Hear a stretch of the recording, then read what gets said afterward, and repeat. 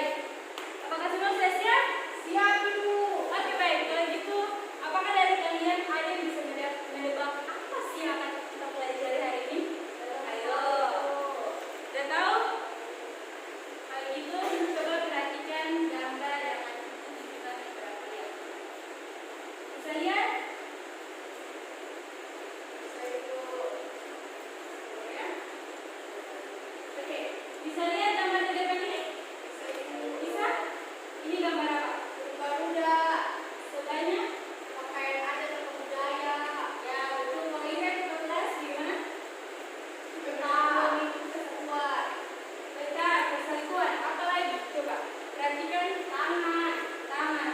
Terus apa lagi di sebelahnya? Terus Sumpah Pemuda. Sumpah Pemuda. Sumpah Pemuda itu. Oke, baik. Dari keempat gambar yang ada di depan, apakah kalian bisa menebak apa sih yang akan kita pelajari hari ini? Ayo, ada burung Garuda, sebuah boneka teka-teki, terus ada keberagaman. Mereka memakai pakaian adat dari berbagai daerah yang ada di Indonesia.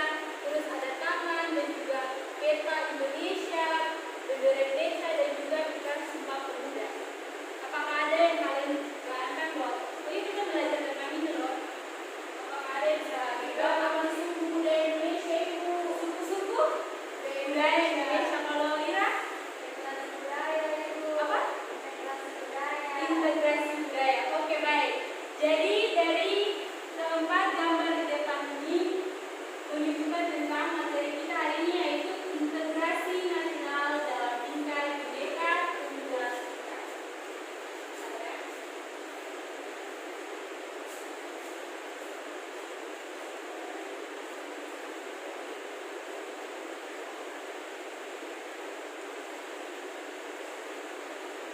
Bisa lihat di sini? Bisa, Ibu.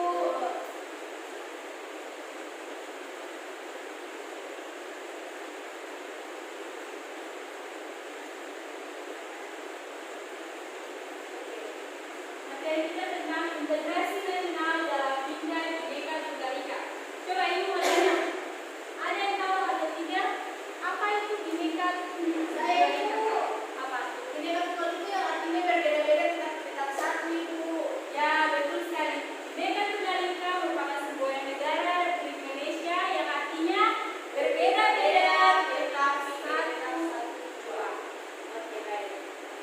Nah, dalam pembelajaran kita kali ini perlu kita ketahui tentang kompetensi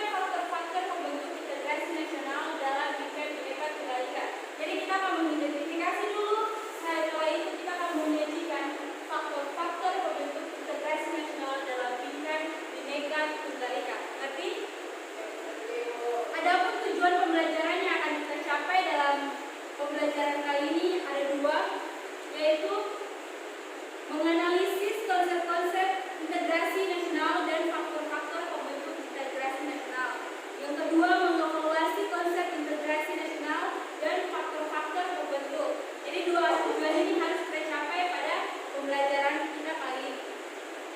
Adapun indikator sebagai berikut. Yang pertama adalah menganalisis konsep dan faktor-faktor bentuk integrasi nasional dalam bingkai Bhinneka Tunggal Ika, dan juga dengan menyajikan hasil analisis tersebut mengenai faktor-faktor bentuk integrasi nasional dalam bingkai Bhinneka Tunggal Ika. Mari baik. Kita lanjut. Sebelumnya Ibu akan menampilkan kalian video untuk kalian tonton, dan setelah ini kalian harus masing-masing menyampaikan apa sih yang ada dalam apa yang ada dalam video ini menurut pandangan kalian setelah kalian menonton video ini.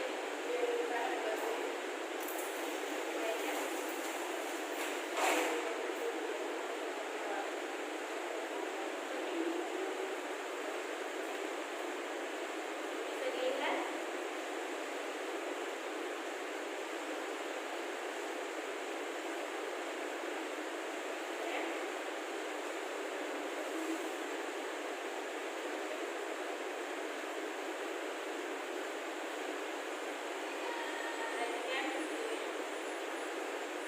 Kalian harus melihat video ini secara seksama.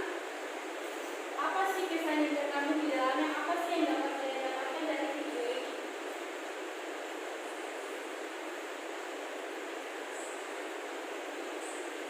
Ini merupakan peta negara Indonesia yang sangat luas. Ada berbagai suku, Betawi, Minangkabau, dan lain sebagainya yang ada di Indonesia.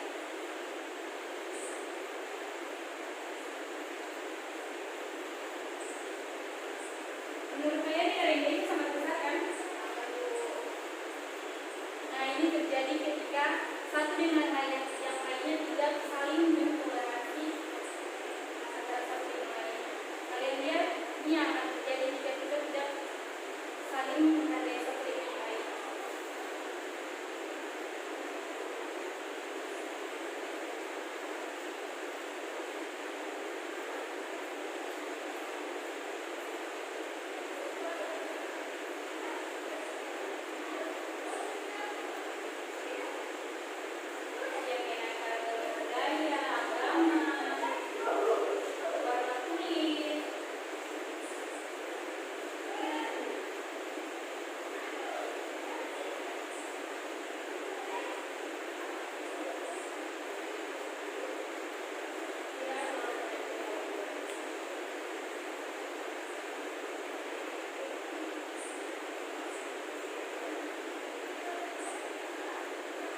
Mari saling menghormati dan menghargai karena kita semua adalah dalam Bhinneka Tunggal Ika.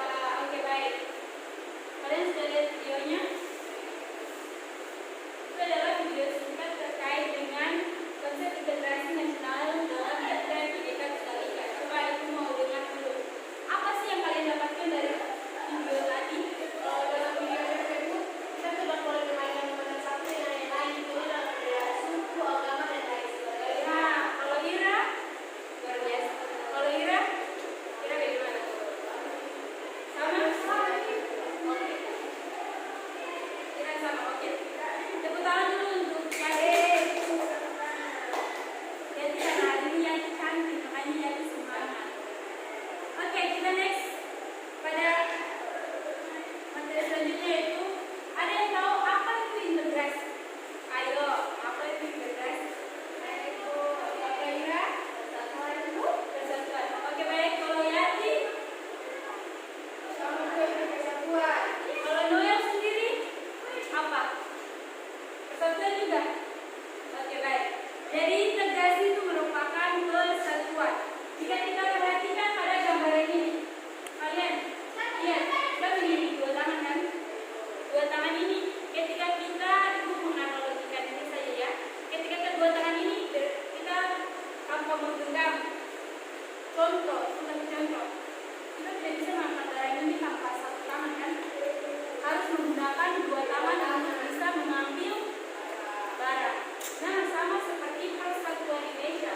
Ketika kita masing-masing yang memikirkan dirinya sendiri, maka persatuan itu tidak ada. Tapi ketika sama-sama bergandengan tangan seperti yang sudah tergambar jelas pada gambar ini, maka persatuan itu ada. Karena tangan ini melambangkan persatuan dan kesatuan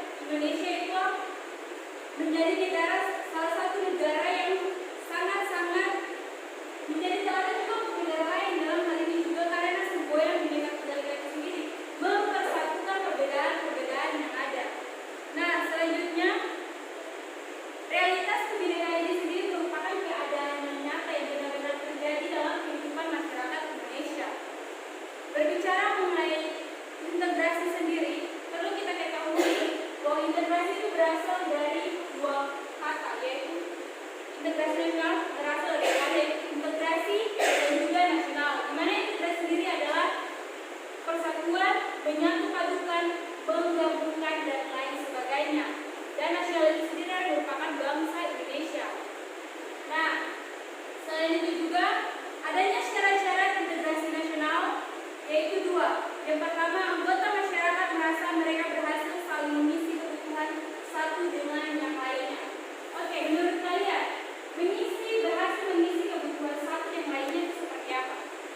Saling membantu. Jangan bermain HP dulu, ibu ambil HP-nya dulu. Saling membantu. Saling membantu apa lagi?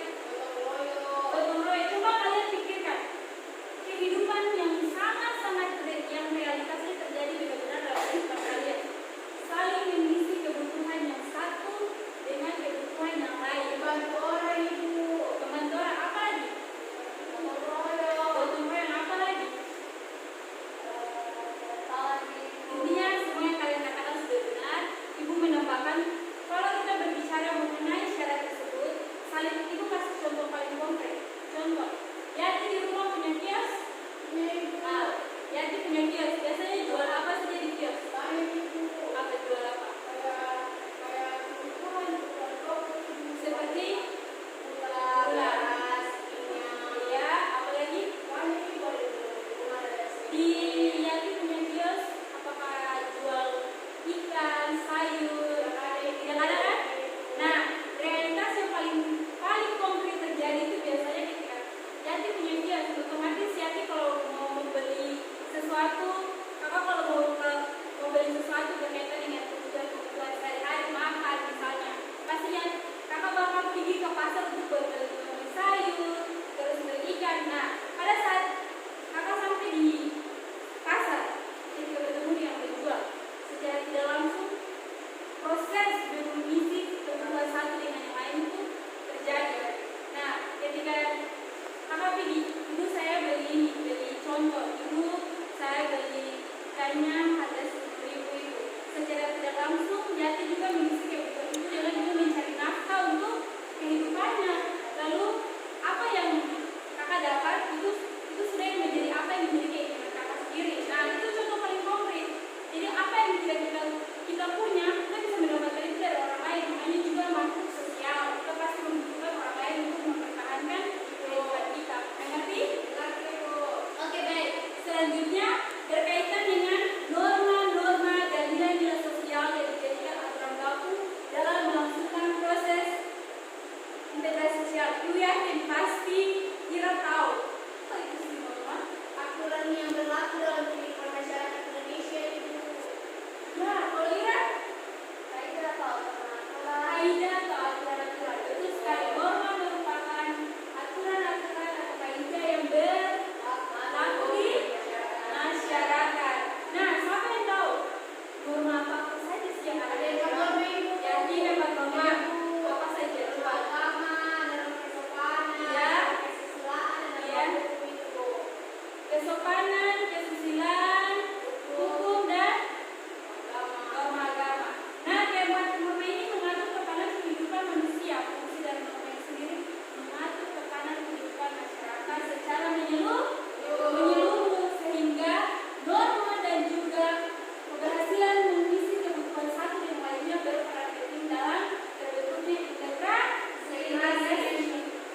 Karena ketika kita satu dengan yang lainnya kebutuhannya terpenuhi, pasti tidak akan terjadi permasalahan di mana-mana kan? Kita next ke selanjutnya, yaitu faktor-faktor pembentuk integrasi nasional. Ada yang tahu faktor-faktor pembentuk integrasi nasional? Ayo. Budaya ibu. Budaya apa lagi selain itu? Suku apa lagi? Ras apa lagi? Keberagaman bangsa Indonesia. Oke, baik. Coba kita kenalan semua dulu. Oke, sabar ya.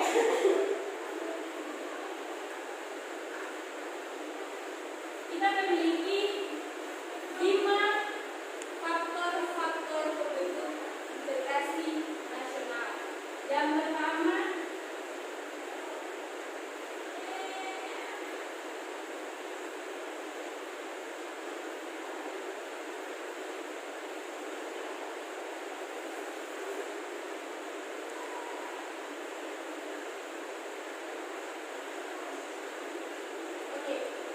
menjelaskan satu-satu ya. Yang pertama adalah adanya rasa senasib akibat faktor sejarah.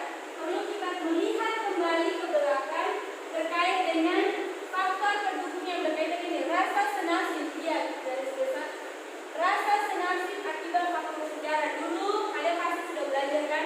Dulu bangsa Indonesia itu mengalami banyak penindasan, terus mengalami kekerasan, ketidakadilan dan lain sebagainya. Pasti orang tua kalian sudah jelaskan itu juga kan?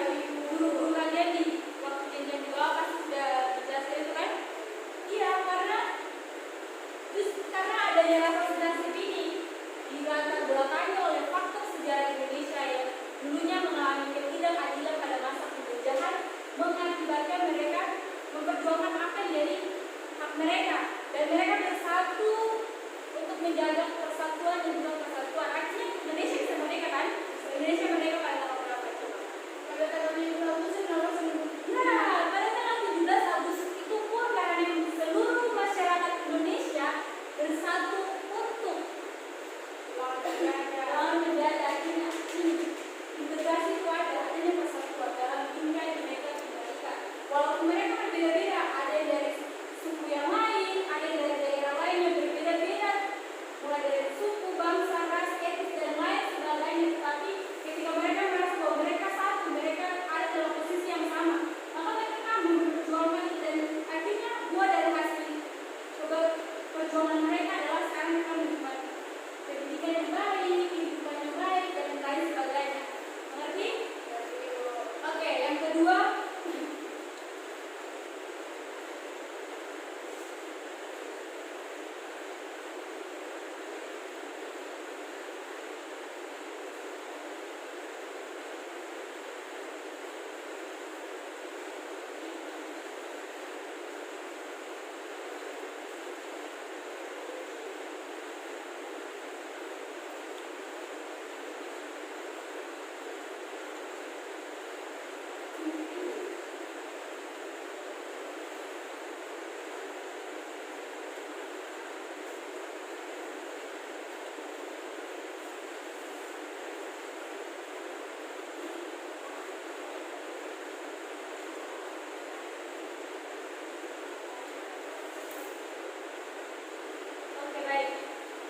Yang kedua, faktor yang kedua adalah ideologi yang tercermin dalam simbol negara, yaitu lambang Garuda dan sebuah Bhinneka Tunggal Ika. Pasti kalian selalu lihat kan di atas sana, coba lihat. Lambang Garuda dan sebuah Bhinneka Tunggal Ika selalu ada di setiap ruangan, mengingatkan kita dalam pentingnya sebuah persatuan dan juga kesatuan negara Indonesia dengan ada ideologi sebagai dasar dari tatanan hidup masyarakat Indonesia. Selain itu juga faktor yang ketiga,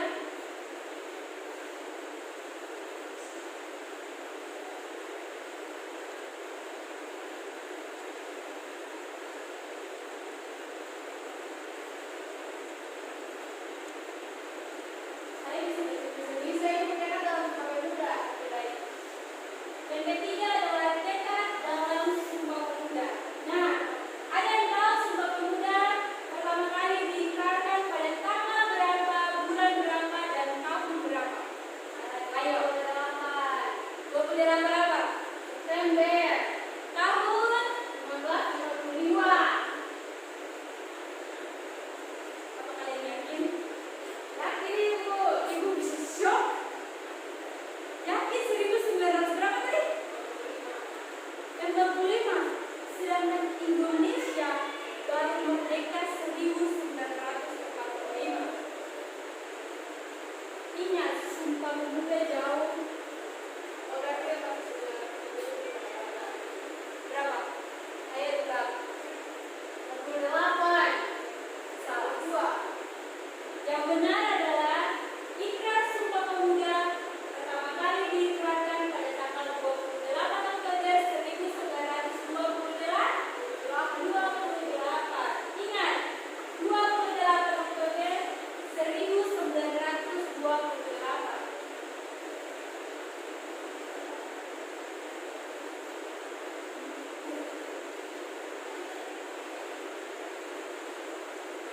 Oke. Kita lihat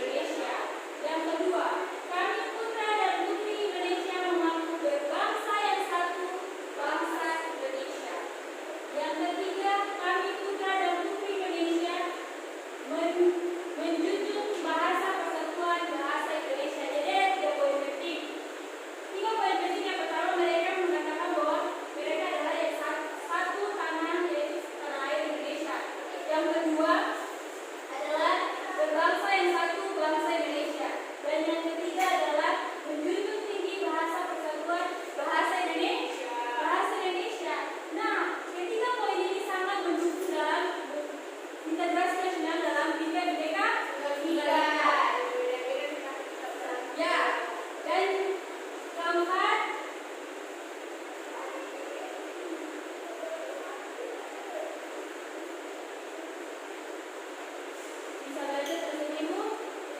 Saya ini mulai edukasi bahasa Indonesia. Yang pertama yang keempat adalah bahasa Indonesia. Nah, bahasa Indonesia ini sebagai bahasa persatuan. Kita lihat kan pada poin ketiga, kami putra dan putri Indonesia menjunjung bahasa persatuan bahasa Indonesia sesuai dengan bahasa Indonesia sebagai bahasa persatuan. Secara tidak langsung perlu kita ketahui bahasa Indonesia sebagai identitas dari diri kita sendiri. Ketika kita berbicara menggunakan bahasa Indonesia, orang akan berpikir, oh iya dia dari Indonesia, oh iya dia dari begini. Ini menjadi jati diri, identitas diri bahwa kita adalah bangsa Indonesia. Dan di satu sisi bahasa Indonesia sendiri, kalau kita contoh, jadi dari mana? Pemala ibu. Pemala. Kual ibu, kual. Apakah jika kalian berbicara menggunakan bahasa daerah kalian untuk berkomunikasi, apakah kalian mengerti? Tidak dari dengan kalian akan menggunakan ya benar sekali bahasa Indonesia untuk menghubungkan dan mengkomunikasikan antara satu dengan yang lainnya. Oke, baik. Yang terakhir,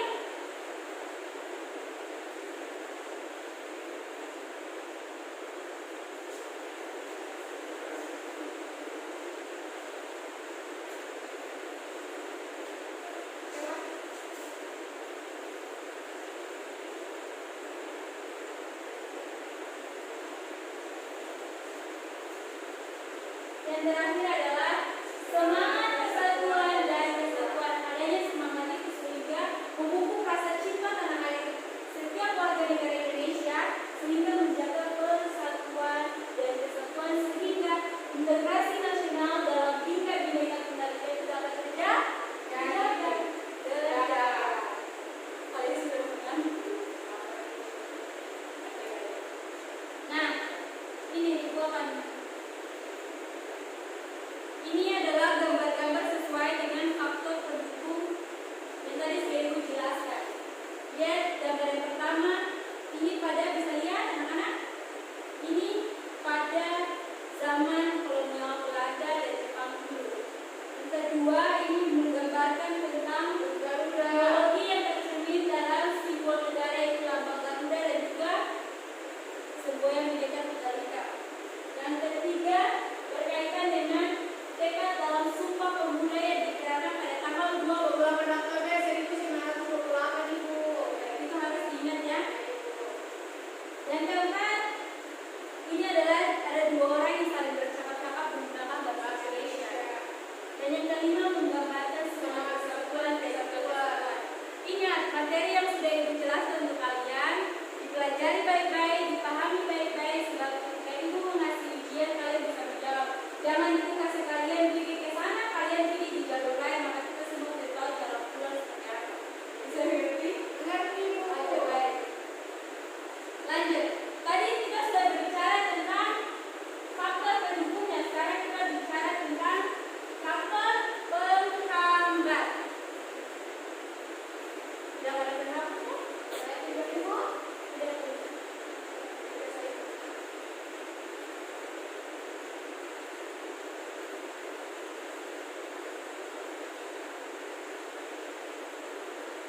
Faktor penghambat. Ada yang tahu faktor penghambat pada integrasi nasional dan juga Bhinneka Tunggal Ika seperti apa saja? Ayo, coba. Sudah tahu? Faktor yang pertama adalah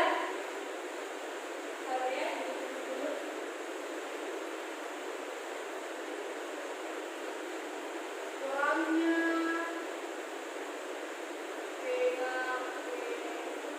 penghargaan.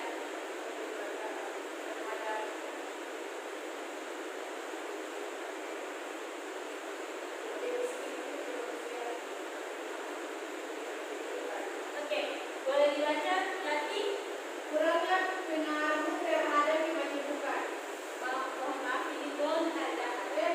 Kurangnya penghargaan terhadap kemajuan. Ya, kurangnya penghargaan terhadap kemajuan berkaitan dengan keanekaragaman budaya yang ada. Karena minimnya apresiasi atau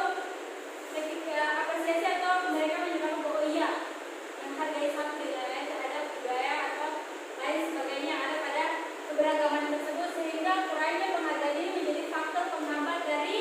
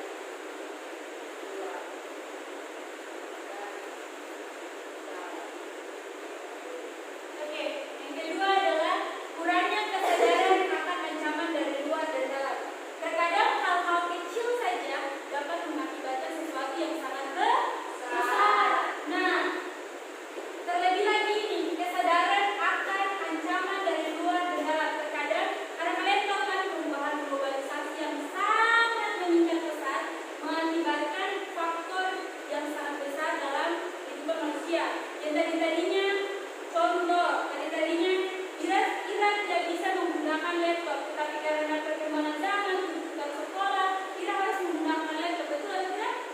Ya, sama. Ketika kita tidak secara tidak bijak mengaplikasikan segala sesuatu yang kita terima akibat perkembangan zaman itu, maka ini ancaman dari luar dan dalam itu dapat terjadi dari siapa saja dan dari apa saja. Sehingga perlu kesadaran terhadap ancaman dari luar dan dalam sehingga integrasi persatuan dan kesatuan bangsa ini dapat terjaga. Selanjutnya adalah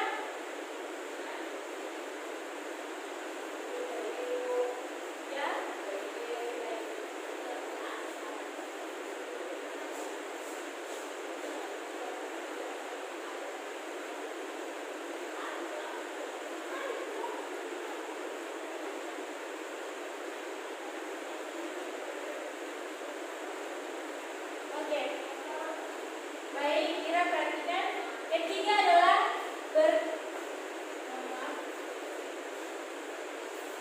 yang ketiga adalah perkembangan etnosentrisme. Ada tahu etnosentrisme itu apa? Etnosentrisme itu adalah keadaan di mana mereka mengungguli bahwa mereka mempercayai atau menyatakan bahwa budaya mereka lebih unggul daripada budaya lain. Contoh tadi Ira bilang Ira dari mana? Kakak dari mana? Dari Tuhan. Ira bilang Ira dari Tuhan. Terus kalau pakai bahasa sehari-hari saja contoh ibu dengan Ira. Ibu bilang pada Ira begini. Posisinya jadi berasal dari Pamala. Ibu bilang pada Ira begini. Ira kamu semusa bermain di dia. Masa dia bisa buat acara itu pakai itu ada sendiri sama kamu ada di mobilnya kamu ada lebih bagus. Pasti dia buang mata seperti itu. Dan itu merupakan salah satu pemikiran yang salah karena Ira menganggap bahwa diri budaya dari asalnya itu lebih baik daripada budaya dari yang punya asal. Sehingga perkembangan dari etnosentrisme ini harus dihilangkan karena sangat berpengaruh terhadap perpecahan dalam bineka tunggal ika. Bineka tunggal ika dan berpengaruh besar pada persatuan dan kesatuan Indonesia. Nah, itu pada faktor yang ketiga. Faktor yang keempat adalah ada yang faktor keempat? Kurangnya apa?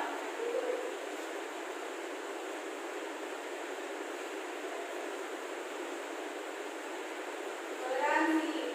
Ya. Kurangnya toleransi. Kalau kita tidak menghargai satu yang lainnya pasti perpecahan akan terjadi kan? Sehingga untuk mengatasi faktor penghambat 1, 2, 3 dan 4 ini, maka semuanya harus diatasi secara baik, mulai dari adanya penghargaan, adanya kesadaran, menghilangkan perkembangan etnosentrisme ini dengan pemikiran yang lebih terbuka dan juga menghargai satu yang lainnya. Oke, dari faktor pendukung dan penghambat apakah kalian sudah mengerti dari penjelasan itu? Oke, baik, kita lanjut ke materi berikutnya, yaitu peran warga negara dalam menjaga kesatuan dan kesatuan bangsa. Berbicara mengenai peran warga negara, bukan hanya TNI dan polisi saja yang memiliki tugas untuk menjaga pertahanan dan keamanan, tapi kita sebagai warga Indonesia juga patut menjaga keamanan dan Indonesia. Betul sekali tidak sakit. Oke, selanjutnya pengertian dari bela negara sendiri ialah sikap dan perilaku warga negara yang dijiwai kecintaannya kepada negara Kesatuan Republik Indonesia berdasarkan Pancasila dan Undang-Undang Dasar 1945. Dasar hukum bela negara sendiri berasal dalam dasar hukum bela negara itu berada dalam undang-undang tentang